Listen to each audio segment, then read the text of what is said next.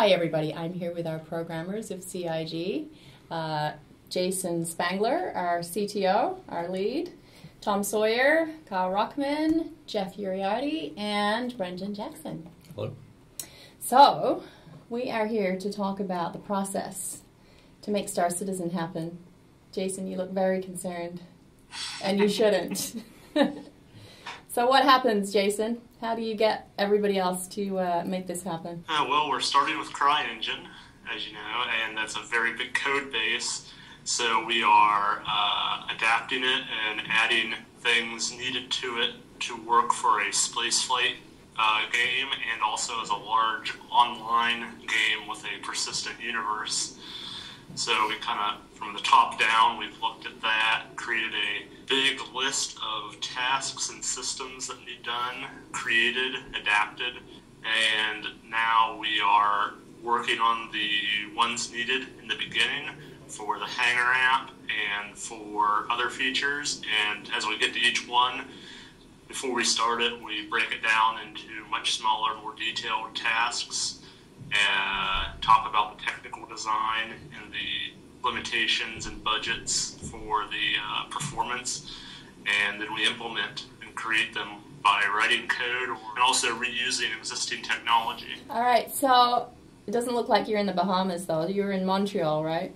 Yes. What are you doing there? I'm at Behavior meeting a lot of programmers and other folks who could work on Star Citizen from this studio. Okay. And what about the other guys here? Tom, what do you do in terms of programming? Currently, I'm getting the initial back-end server architecture in place. So, I think I wrote about 7 or 8 different servers, that are providing different services, and we have the Star Citizen client, connect to the servers, do an account authentication, and get your pledge data and item data to fill out the Hangar app, with the items that you've purchased on the website. So just getting that, architecture and framework in place. And once we get that working, then it's, back to kind of the MMO style of the gameplay, creating worlds and having people join them and, large scale, universe. Wow. This sounds like a lot of work. Kyle, what are you doing? So I'm a tools programmer, and I basically write anything that we need to make the production schedule easier or better. One of the things that I'm focusing on right now is the actual installation, launching, and patching of Star Citizen, the initial Hangar module that we will release. So we have this, just basic Windows installer that installs the launcher, and then it downloads all the game data that's necessary to play that we patch, so we can put out incremental portions of it and just keep patching to your current existing content directory. And then from there, you actually launch the game. You log in. I've interface with Tom a lot, where we are going to hand over the login credentials, and the game client is going to use it to connect to the server and stuff like that. So this patching scenario, so if I'm in Australia, for example, is that any different from if I'm here in Austin? No, I mean, it'll just, once you log in and you're a user that can download the game, it will connect to our CDN.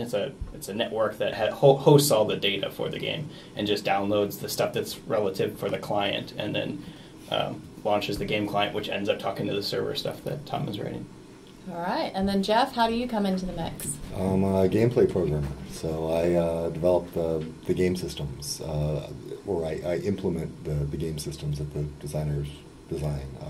Currently working with Brendan on doing the gameplay portion of the shield to kind of get that hooked up and get it working in the ship. So excuse my ignorance, what is the shield?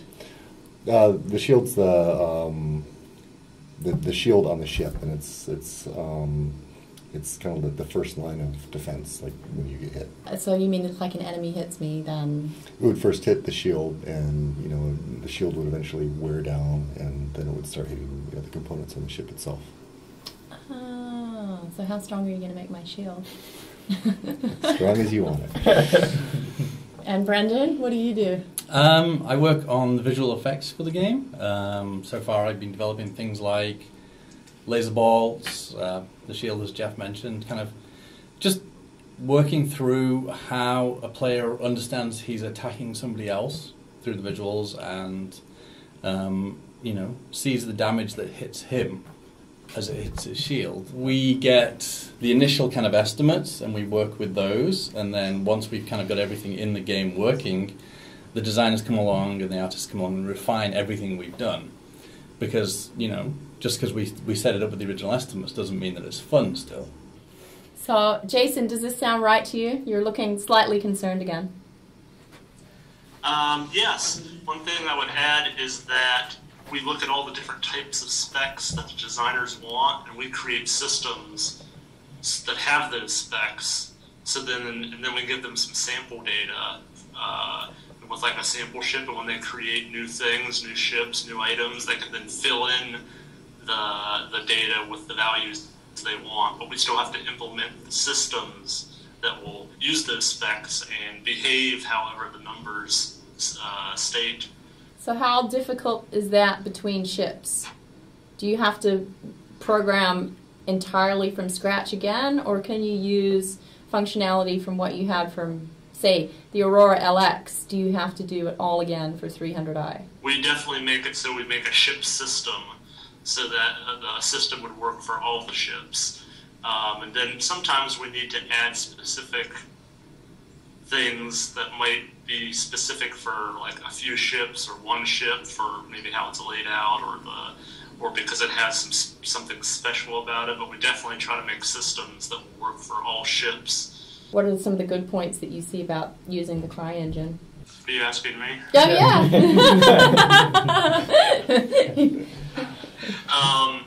Well, it definitely very good graphically, very full-featured. It has a lot of the networking and bandwidth and latency considerations we need. So it's a good foundation for us. Just like any engine, it's a large code base that has had many programmers working on it over many, many years. So you can find varying degrees of difficulty and commenting and such in the engine code. So sometimes it's just, some things are more difficult just because it's solving a more complex problem for one system. But this all sounds beyond my reach. It's C++, right? That's about all I know. I can't read anything on Chris's computers. He has 4 screens up, and it all looks like nothing to me. We should help him by just getting on his keyboard and typing random stuff in sometime.